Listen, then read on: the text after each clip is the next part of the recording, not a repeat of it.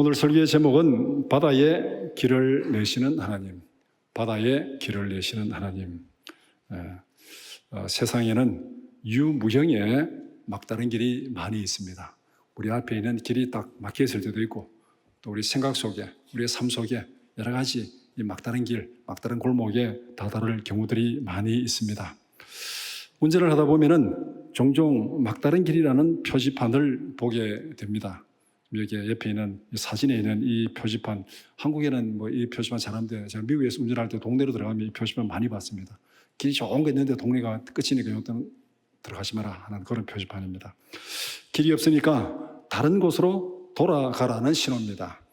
바퀴가 또 우리가 운전하다 보면은 이 자동차가 막 진흙에 빠져가지고 막 엑셀레이터를 밟는데도 막 바퀴가 계속 돌아가고 못 빠져나오는 그런 경우도 만날 때가 있습니다. 어쨌든 우리 어떤 진행하는 길을 딱 더 이상 못 가고 이것이 어떤 이유든 간에 막혀가지고 못 갈 때 우리는 막다른 길, 막다른 골목에 다다랐다, 그렇게 얘기를 합니다.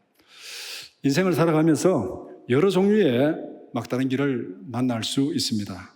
질병으로 인해서 건강에 막다른 길을 만날 수도 있습니다. 사업이 파산하여 재정적인 막다른 길을 만날 수도 있습니다.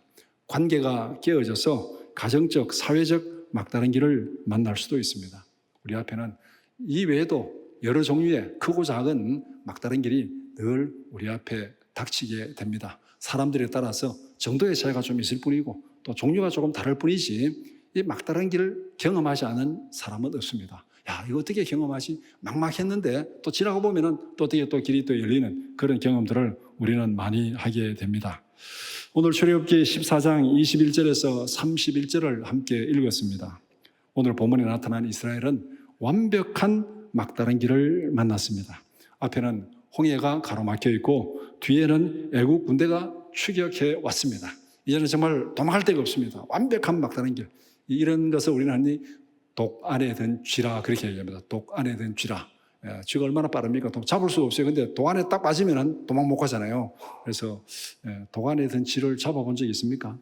독 안에 든 쥐 되는 거예요.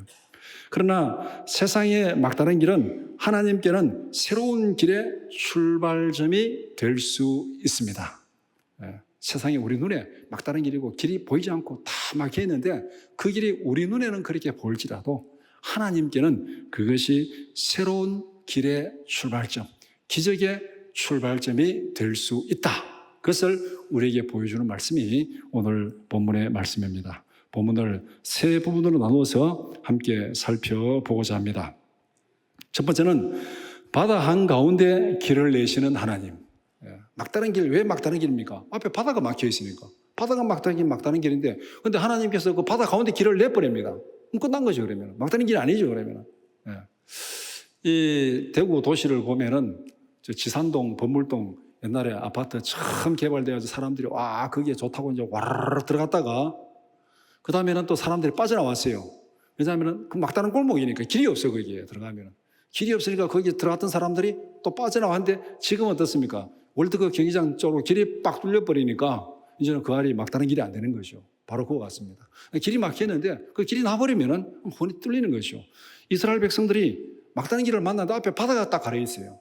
그런데 하나님이 그 바다에 길을 내버리면은 해결 다 되는 거잖아요. 하나님은 자연 법칙을 초월하여 자기 백성을 구원하십니다. 우리는 창조 질서 속에서 자연 법칙의 제한을 받으면서 살아갑니다. 여기서 우리가 벗어날 수 없어요. 나이 들면은 다 이렇게 늙고 병들고 아파서 죽는 거. 그래서 벗어날 수가 없잖아요. 우리는 이런 자연 법칙에 우리가 제한을 받고 살아가는데 하나님은 때로는 자연 법칙을 초월해서 자기 백성을 구원하십니다. 이것을 우리는 기적이다, 그렇게 얘기를 합니다. 모세가 바다 위로 손을 내밀 때 하나님은 밤새도록 큰 동풍을 불게 하셨습니다. 바닷물을 물러가게 하시고 물이 갈라져서 좌우에 벽이 되게 했습니다. 이스라엘 백성은 바다 가운데를 마른 땅처럼 걸어갔다. 우리가 상식적으로 바다의 물이 뒤로 밀물, 썰물 우리가 서해 가면 많이 보잖아요. 밀물이 쭉 빠져나갔을 때 바다에 들어가면 어떻습니까? 그냥 진흙불, 갯벌에 푹푹 빠지잖아요. 단순히 홍해 바다를 갈라놓으면은 이스라엘 백성들 지나가라 해도 이 지나가기가 쉽지가 않아요. 푹 무릎까지 빠질지 어디까지 빠질지 푹 빠지는데 하나님께서 밤새도록 큰 동풍을 불어가지고 바다를 가르고 그 땅을 다 말렸어요. 와, 하나님의 드라이기가 굉장히 강력한 것 같아요. 우리가 여행 가가지고 뭐 옷을 빨고 잘 안 마르면 마지막 드라이기 가지고 막 말리잖아요. 그런 경험들 아마 있지 싶은데 하나님께서 홍해를 딱 가르고 드라이기를 돌려가지고 그 바다의 그 진흙벌을 마른 땅으로 다 만들어 버렸습니다. 길을 다 낸 거예요. 이것이 하나님께서 자연 법칙을 초월해서 자기 백성을 구원하기 위해서 길을 내었습니다. 물리적 장애물도 하나님의 명령과 능력 앞에서 길을 열어줍니다. 바다도 하나님의 능력 앞에서, 하나님의 명령 앞에서 길을 열어줍니다. 모세가 지팡이를 든 순간 바다가 즉시 갈라진 거 아닙니다. 이거 우리 좀 잘 볼 필요가 있는데, 모세가 지팡이를 딱 드니까, 하나님 시킨 대로 했죠. 지팡이를 딱 드니까 그 다음에 물이 쫙 갈라져가지고 건너가라 그렇게 하지 않았어요. 물이 이제 막 갈라지시 하는데 하나님께서 그 밤에 밤새도록 동풍을 계속 부려가지고 21절에 있는 대로 여호와께서 큰 동풍이 밤새도록 바닷물을 물러가게 하시니, 바닷물이 물러가고 그 다음에 그 마른 땅, 그 땅을 말렸습니다. 말렸어.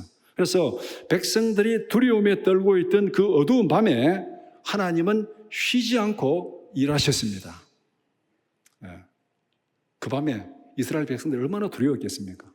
저 앞에는 바다가 가로막고 있고 뒤에는 애국 군대가 들어왔고 이제 정말 도망갈 데 없는 도관에 든 쥐가 되었는데 그 밤에 다 죽을 수 있습니다. 죽음의 밤이에요. 그 죽음의 밤에 하나님은 그들을 이제 불기둥으로 다 길을 막아주시고 앞에는 바람으로 계속 밤새도록 이렇게 물을 물러가게 하고 길을 마르게 만들었습니다.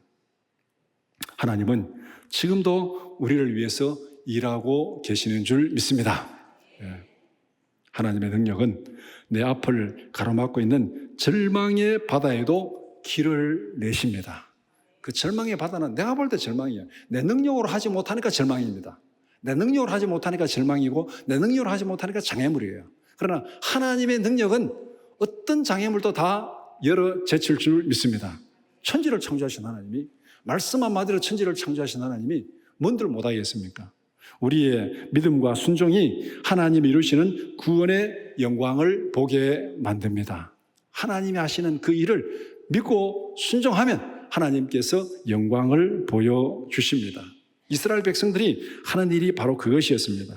지금 내 앞을 가로막고 있는 절망의 바다는 무엇입니까? 여러분에게, 여러분의 삶 속에, 여러분의 생활에, 여러분의 가정에 지금 여러분을 다 가로막고 있는 절망의 바다가 무엇입니까? 하나님 이것 좀 없었으면 이게 지금 가로막혀가지고 앞에 가지도 못하고 이것 좀 어떻게 처리했으면 좋겠다. 이런 것들이 우리에게 다 있습니다. 그러나 그 앞에 있는 절망을 바라보면은, 그 장애물을 바라보면은, 그 홍해를 바라보면은 우리는 거기서 낙심하고 절망할 수밖에 없어요. 왜? 우리 힘으로 안 되니까. 우리 힘으로 할 수 없으니까. 그때 우리를 위해서 밤새도록 일하시는 하나님의 손길을 보기를 축복합니다. 내 앞에 절망의 바다가 가로막혀 있을 때 믿음으로 돌파하는 우리 모두가 되기를 축복합니다. 하나님은 절망의 바다 앞에서도 능력으로 길을 여십니다. 하나님의 약속을 믿고 믿음으로 굳게 서서 구원의 영광을 보고 누리는 우리 모두가 되기를 축복합니다. 우리 믿음으로 선포하겠습니다. 나의 앞길을 가로막고 있는 홍해는 장애물이 아니라 기적의 출발점이다. 아멘입니까? 이 믿음이 생기면 얼마나 신나겠습니까? 홍해가 탁 가로막히는데 이 장애물이다. 막다른 게 다 막 절망하고 두렵고 떨리고. 근데 이거는 장애물이 아니라 하나님이 행하시는 기적의 출발점이다. 그러면은 우리에게 소망이 생기고 힘이 생기고 기도할 능력이 생기잖아요. 그런 믿음으로 정말 바다 한가운데서 길을 내시는 그 하나님의 손길을 의지하고 우리 앞에 있는 모든 장애물들을 믿음으로 돌파하기를 축복합니다. 두 번째는 애굽의 추격과 하나님의 심판입니다. 애굽 군대는 끝까지 이스라엘을 추격합니다. 이스라엘을 잡기 위해서 바다 가운데로 따라 들어옵니다. 제가 성경을 읽으면서 애굽 군대의 가장 패착이 이거다. 홍해가 갈라졌는데 그거 따라 들어가면 안 돼, 거기는. 정말 기본 상식이 있으면 그거 따라 들어가면 안 돼. 자기가 가는 길도 아니야. 자기가 하는 길도 아니야. 나중에 어떻게 덮일지 몰라. 근데 거기 지금 따라 들어갔어요. 따라 들어갔습니다.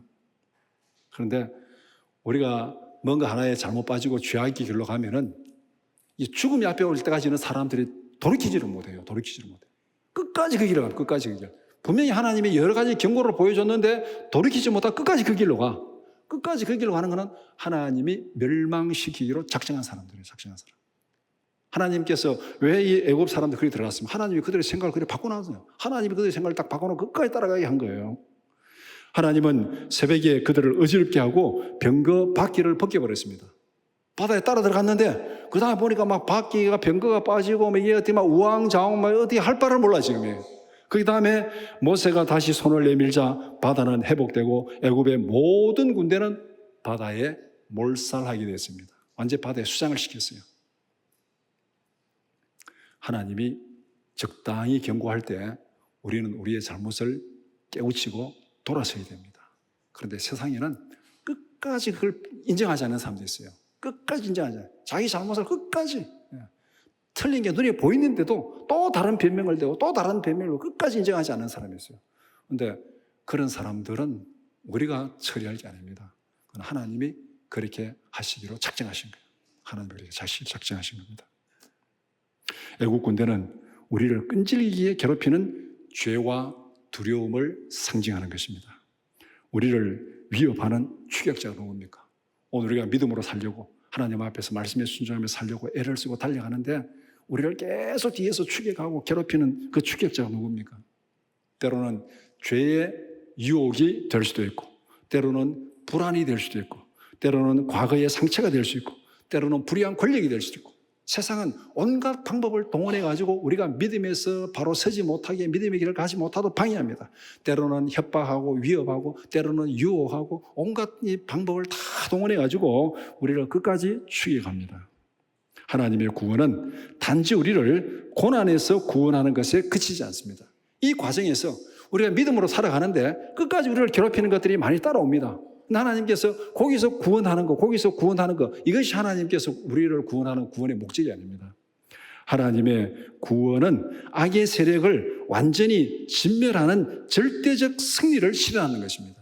계속 따라오게 만드는 것은 하나님께서 그거를 완전히 진멸하기 위해서, 그 악의 세력을 완전히 진멸하기 위해서, 그냥 거기서 악에서 우리를 딱 건져가지고 자, 악이 없는 지대, 무풍지대 딱 갖다 놓는 거, 이게 하나님의 구원이 아닙니다. 하나님께서 우리 땅에서 구원하셔서 새하늘과 새 땅으로 인도하시는데 그 뒤에 악이 계속 따라오게 만듭니다. 지금 애국 군대가 지금 계속 따라와가지고 홍해 바다까지 들어가도록 만들어가지고 계속 따라오게 만드는 것은 하나님께서 우리를 구원하시고 그 악의 세력을 완전히 진멸하기 위해서, 이게 하나님 구원의 궁극적인 목적이에요. 이 땅에 성도가 살아가는데 계속 악이 달라붙는 것은 우리가 힘들게 하기 위해서, 우리를 힘들게 산 것이 아니라 결국은 하나님께서 우리를 연단하고 인도하고 따라오는 이 악의 세력을 완전히 진멸하는 하나님의 계획이 거기에 있습니다. 끝까지 돌이키지 않고 달라붙는 것은 하나님이 이들을 진멸하기 위한 하나님의 계획이 거기에 있습니다. 오늘 홍해 바다에서 애국 군대는 그렇게 완전히 수장되었습니다. 그런데 이것을 신약에 와서 예수님의 십자가에 대입하면은 고린도전서 15장 55절 말씀이 됩니다. 우리 같이 보겠습니다. 사망아 너희의 승리가 어디 있느냐? 사망아 내가 쏘는 것이 어디 있느냐? 사망이 쏘는 것은 죄요, 죄의 권능은 율법이라. 우리 주 예수 그리스도로 말미암아 우리에게 승리를 주시는 하나님께 감사하노니 그러므로 내 사랑하는 형제들아 견실하며 흔들리지 말고 항상 주의 일에 더욱 힘쓰는 자들이 되라. 이는 너희의 수고가 주 안에서 헛되지 않은 줄 알미라. 우리가 계속 따라오면서 괴롭힌 게 뭐예요? 죄와 죽음이잖아요. 죄와 죽음이 우리를 뒤에 따라오면 계속 괴롭히고 있습니다. 그러나 걱정하지 마라. 이 모든 죄와 죽음에서 승리를 주신 분은 예수 그리스도다. 예수 그리스도다. 그래서 58절에 있는 대로 내 사랑하는 형제들아 견실하며 흔들리지 말고 항상 주의 일에 더욱 힘쓰는 자들이 되라. 이는 너희의 수고가 주 안에서 헛되지 않을 줄 알미라. 이 따라붙는 죄와 죽음의 권세를 누가 해결합니까? 주님이 해결합니다. 주님이 해결하니까 거기에 흔들리지 말고 믿음에 굳게 서라고 그렇게 말씀합니다. 이스라엘 백성들이 홍해를 건너가면서 애국 군대가 계속 따라왔잖아요. 겁낼 일이 있습니까? 없습니까? 겁 안 내도 돼. 하나님이 다 알아서 해결하실 거예요, 그거는. 그러니까 흔들리지 말고 하나님이 인도하시는 믿음의 길에 굳게 서라고 말씀하고 있습니다. 하나님의 구원은 죄와 죽음을 완전히 이기고 공의를 실현하는 것입니다. 요한계시록 21장 1절 말씀 같이 보겠습니다. 또 내가 새하늘과 새 땅을 보니 처음 하늘과 처음 땅이 없어졌고 바다도 다시 있지 않더라. 또 내가 보매 거룩한 성 새 예루살렘이 하나님께로부터 하늘에서 내려오니 그 준비한 것이 신부가 남편을 위하여 단장한 것 같더라. 내가 들으니 보좌에서 큰 음성이 나서 이르되 보라 하나님의 장막이 사람들과 함께 있으며 하나님이 그들과 함께 계시리니 그들은 하나님의 백성이 되고 하나님은 친히 그들과 함께 계셔서 모든 눈물을 그 눈에서 닦아주시니 다시는 사망이 없고 애통하는 것이나 곡하는 것이나 아픈 것이 다시 있지 아니하리니 처음 것들이 다 지나갔음이라라. 하나님이 우리를 통해서 이루시는 구원의 궁극적인 목표가 이거예요. 우리가 그냥 여기서 좀 고통 가운데 있으니까 여기서 딱 건져가지고 됐다. 좀 힘든 일 있으면 또 건져 됐다. 그게 아니고 하나님이 우리를 위한 구원의 계획은 우리를 새하늘과 새 땅으로 인도하는 겁니다. 그 과정에서 죄와 죽음의 권세는 늘 우리를 따라와서 괴롭힙니다. 늘 따라와서 괴롭히는데 거기에 흔들리지 말라. 거기에 흔들리지 말고 견실하게 서서 앞길을 보고 달려가라. 그러면 그 뒷정리는 하나님이 다 알아서 하신다. 그 말씀. 그래서 우리가 가는 궁극적인 것은 새하늘과 새 땅. 거기는 모든 죄와 사망의 권세가 완전히 멸한 상태. 그래서 4절에 있는 대로 모든 눈물을 그 눈에서 닦아주시니 다시는 사망이 없고 애통하는 것이나 곡하는 것이나 아픈 것이 다시 있지 아니하리니 처음 것들이 다 지나갔습니다. 하나님은 우리를 인도하시는 구원의 궁극적인 목적이 바로 이곳이에요. 이곳. 이리로 인도하면서 우리를 믿음으로 계속 인도하시고 보호하시고 동행하시는데 그 가운데서 이 죄와 죽음의 권세는 그것도 모르고 끝까지 따라붙으면서 우리를 괴롭히는, 끝까지 따라붙으면서 괴롭히는 거예요. 그러나 하나님이 그들을 딱 정리하십니다. 애국 군대가 끝까지 홍해 바다까지 따라 들어갔지만은 그것은 그들에게는 죽음의 길입니다. 하나님의 심판은 두려움의 대상이 아니라 회복과 자유의 보증입니다. 홍해 바닷가에서 일어난 일을 하나 딱 보면, 현상적으로 보면은 하나님이 홍해 바다를 갈랐다가 다시 합쳤어요. 이게 하나님이 하신 일입니다.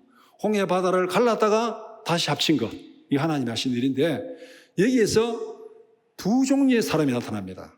하나님이 홍해 바다를 갈랐다가 합칠 때 한 종류의 사람은 그 바다를 건너서 생명을 구원받았습니다. 한 종류의 사람은 그 바다에 따라 들어갔다가 다 바다에서 수장되어 버렸습니다. 이게 심판이에요. 하나님의 심판은 선과 악을 분리하는 작업입니다. 악인과 선인을 분리하는 작업이 하나님의 심판입니다. 하나님이 하신 일은 딱 하나예요. 다른 것도 안 했어요. 홍해 바다를 열었다가 닫아버렸어. 그러니까 열었을 때 이스라엘 백성은 지나갔고 애굽 백성은 따라 돌아다가 닫았을 때 다 죽어버렸습니다. 하나님의 심판은 바로 분리 작업, 알곡과 쭉정이를 분리하는 작업. 이것을 신약에서는 타작 마당의 비유를 들어서 말씀하고 있습니다. 마태복음 3장 11절 이하 말씀 같이 보겠습니다. 나는 너희로 회개하게 하기 위하여 물로 세례를 베풀거니와 내 뒤에 오시는 이는 나보다 능력이 많으시니 나는 그의 신을 들기도 감당하지 못하겠노라. 그는 성령과 불로 너희에게 세례를 베푸실 것이요 손에 키를 들고 자기의 타작마당을 정하게 하사 알곡은 모아 곳간에 들이고 죽정이는 꺼지지 않는 불에 태우시리라. 요 장면을 홍해 바닷가로 딱 가져와서 대입을 하면은 하나님께서 자기 백성은 바다를 건너가게 구원하시고 뒤에 따라오는 죄와 죽음의 권세는 바닷물에 다 수장시켜버리는, 둘을 완전히 분리시킨 거죠. 이제 더 이상 어떻게 섞일 수도 없는 완전히 분리시킨 거예요. 하나는 바다 건너서 육지로 옮겼고 하나는 바다 속에 완전히 딱 죽어버렸습니다. 타작마당의 비유가 바로 알곡은 모아서 곳간에 들이고 죽정이는 불에 태워버리는, 이것이 바로 하나님의 심판입니다. 세상의 죄와 유혹을 끌어버리고 하나님의 영원한 기쁨에 참여하는 우리 모두가 되기를 축복합니다. 나를 얽매고 추격하는 모든 어두움의 권세와 상처는 나를 위해 친히 싸우시는 하나님의 능력 앞에서 완전히 사라질 줄 믿습니다. 우리는 기도하며 버티는 시간이 필요한 것이 기도하며, 하나님께서 모세를 통해서 바닷물을 가르는 그 밤, 그 두려움의 밤, 어떻게 보면 죽음의 공포의 밤, 그 밤에 하나님이 동풍을 불어서 계속 갈라주실 때까지 기도하면서 버티는 그 시간이 우리에게는 필요합니다. 하나님께서 해결하십니다. 믿음으로 결단하며 선포하겠습니다. 나를 추격하는 과거의 결박들을 하나님이 친히 심판하시고 멸하신다. 아멘입니까? 예. 그리고 우리가 믿음으로 살려고 할 때 때로는 위협하고 때로는 유혹하고 끝까지 달라붙는 거 그냥 너무 생각하시지 마시기 바랍니다. 하나님이 다 알아서 해결하십니다. 그래서 추격과 하나님의 심판, 추격자들 하나님이 해결하신다는 것. 세 번째는 구원의 체험과 여호와를 경외하는 삶입니다. 구원의 은혜는 체험적 확신을 가지게 합니다. 우리가 어떤 위기에서 어려움에서 기도하고 응답받아서 거기서 구원받은 그런 체험적인 증거가 있으면 우리의 믿음은 더 굳게 세워집니다. 이스라엘은 마른 땅을 건넜고 애국 군대의 죽음을 두 눈으로 똑똑히 보았습니다. 이 광경에서 지금 이스라엘이 어떤 느낌을 가지게 했습니까? 자기들은 상상하지도 못했던 홍해가 갈라지는 기적을 보고 그들은 구원을 받았습니다. 뒤를 돌아다 보니까 추격하던 애국 군대가 다 바다에서 죽어버렸습니다. 하나님의 큰 능력을 경험한 이스라엘은 마침내 하나님을 경외하게 되었습니다. 이때 이들의 심정이 하나님 앞에 얼마나 경외심이 가득하겠습니까? 감정이 전혀 다른 거죠. 여러분들이 간혹 우리가 뉴스를 보거나 TV에 보면은, 멧돼지가 나타났다, 곰이 나타났다, 뉴스에 보면 몇 년 전에 보니까 멧돼지가 여기에 롯데 마트까지 왔다고 막 그렇게 나온 걸 봤는데, 그 멧돼지가 나타났다, 나타났구나. 근데 여러분들이 만약에 등산을 가다가 혼자 등산 갔는데 멧돼지 앞에 딱 나타났어. 어떻게 했습니까? TV 뉴스에서 멧돼지 보는 것하고 등산길에서 혼자 딱 멧돼지 마주친 거하고 어떤 느낌이었어요? 거기서 완전히 막 식은 땀 흐르면서 어째가지고 안전하게 내려왔습니다. 그 다음부터 멧돼지 그러면 막 그냥 자다도 벌떡벌떡 일어나겠죠. 이게 바로 체험적인 신앙의 간절함이고 열정이고 경외함입니다. 그냥 성경 읽고 그렇구나 이렇게 믿는 것하고 정말 거기에서 체험적으로 은혜를 경험한 믿음하고는 질이 다른 거예요. 그래서 그들은 여호와와 그의 종 모세를 믿게 되었다, 그렇게 말씀합니다. 신앙은 지식이 아니라 실천적 체험을 통해서 성장합니다. 우리가 물론 성경을 읽어야 되고 또 계시의 말씀 알아야 되고 또 이 모든 진리의 말씀 알아야 됩니다. 그런데 거기서 끝나면 안 돼요. 거기서 끝나면 안 되고 우리가 날마다 주의 말씀을 읽고 그 말씀을 묵상하고 성령이 생명을 불어넣어줘야 됩니다. 생명을 불어넣어줘야 돼요. 그래야만 우리의 믿음이 체험적인 신앙이 될 수 있습니다. 말씀만 읽고 딱 그 자리에 앉아있는 사람은 아무것도 앉아서 판단만 하고 평가만 하고 된다 안 된다 그 말만 하고 있습니다. 그런 신앙은 능력이 없습니다. 우리가 진리의 말씀을 바로 알고 성령이 생명력을 불어넣어 줄 때 우리가 거기에서 체험적인 신앙이 됩니다. 바로 우리의 믿음은 이런 체험적인 신앙을 통해서 성장하는 거예요. 예를 들어서 여러분들이 그냥 성경만 보고 앉아있는 사람은 내비게이션 지도만 보고 있는 것도 똑같아요. 내가 여기서 서울 가려고 한다. 그 내비게이션 딱 보니까 몇 시간 걸리겠다. 어느 길로 가면 되겠다. 계속 내비게이션 지도만 보고 이 길 말고 다른 길이 없는가 또 다른 길을 보고 계속 내비게이션 지도만 계속 보고 앉아있으면 서울 갑니까? 못 가잖아요. 내비게이션 지도를 봤으면은 그 다음에 뭐 해야 돼요? 켜놓고 시동 걸고 출발해야 되는 거죠. 출발해야 되는 거. 그래서 지도를 보고 시동 걸고 출발해야 되는 거. 우리의 신앙이 하나님의 말씀을 주야로 묵상하고 기도하며 순종하는 삶이 따를 때 하나님의 능력이 역사하실 줄 믿습니다. 바로 구원의 은혜는 이런 체험적인 확신을 가지게 합니다. 홍해 사건의 궁극적인 목적은 이스라엘의 단순한 생존이 아닙니다. 하나님께서 이 사건을 통해서 이스라엘이 단순히 그냥 애굽에서 죽지 않고 살아났다, 단순히 살아있다는 그것을 위해서 하나님께서 한 거 아닙니다. 하나님에 대한 참된 신앙을 확립하는 과정입니다. 이스라엘 백성들이 지금까지는 노예로 살아왔고 지금까지는 애굽의 압시아에 살아왔고 노예 근성이 400년 동안 이렇게 딱 그들의 생각 속에 박혀 있어요. 이 노예 근성을 다 제거하고 하나님을 경외하는 믿음의 사람으로 세우는 과정, 단순히 홍해 바다에서 생명이 살았다 안 죽고 살았다 그것이 중요한 것이 아니고 이들을 하나님을 경외하는 참된 신앙인으로 세워가는 과정이 바로 홍해 사건입니다. 조금 전까지만 해도 이들은 어떤 사람들이었습니까? 그들은 온갖 원망과 불평을 다 쏟아놨습니다. 하나님을 원망하고 모세를 원망하고 불평하고 조금 애굽에 있었으면 좋겠다고, 애굽에 사는 것이 좋겠다고, 왜 광야에 나와가지고 여기서 죽는 것보다 애굽이 좋겠다고, 애굽이 좋다고, 애굽이 좋다고 그렇게 불평하는 사람들이었어요.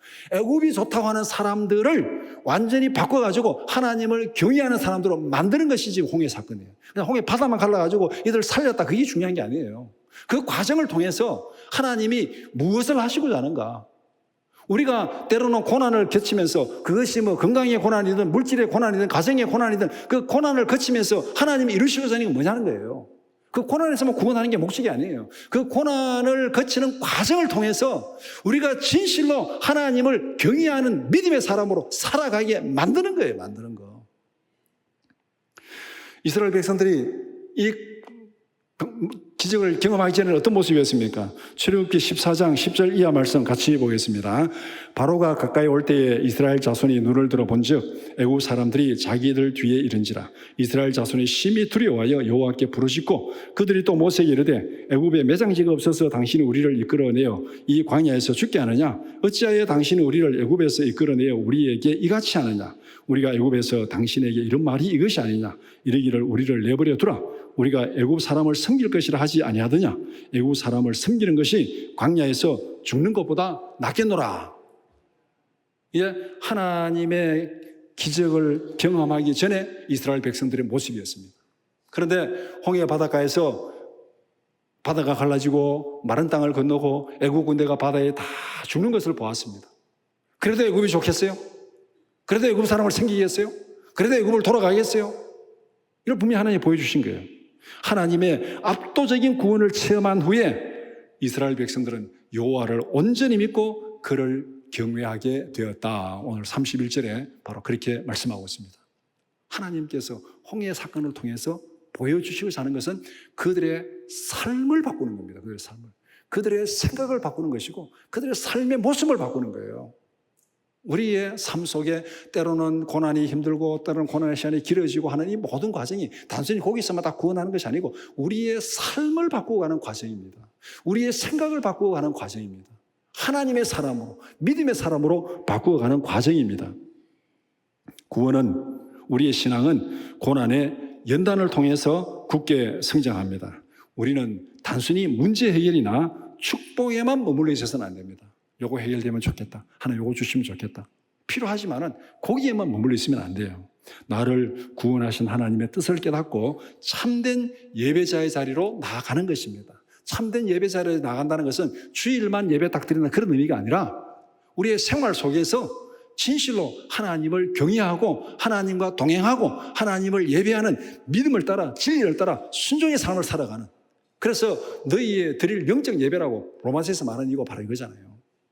우리를 하여금 진짜 예배자로, 참된 예배자로 나아가게 하는 것, 이것이 하나님께서 우리에게 때로는 연단의 과정을 주시고 때로는 기적을 주시고 때로는 능력을 주셔서 우리를 성장해야 하는 목적이 바로 여기에 있습니다.